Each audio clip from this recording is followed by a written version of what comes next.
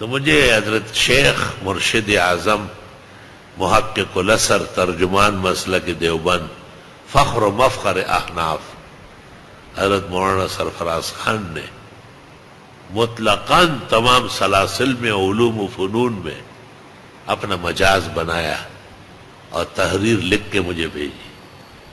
میں نے کہا حضرت میں تو مرید بھی نہیں ہوں. کہا تم مرید نہیں ہو مراد ہو. تو یہ اللہ کی شان ہو. حضرت شیخ سے کبھی اس موضوع پہ بات ہی نہیں ہوئی.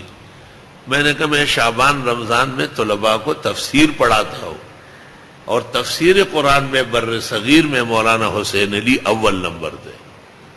وہ آپ کے شیخ تھے, آپ ان کے خلیفہ بھی ہے, شاگرد بھی ہے. ان کی اجازت مجھے چاہیے. حضرت نے کہا صبر کرو. ساری اجازت لکھ دی اور پوری تحریر بھیجی. اللہ جزائے خیر دے. حضرت اقدس کو اللہ جنت نصیب فرمائے. ان کی آل و اولاد کو اللہ ہمیشہ نیک صلاح فلاح والا رکھے.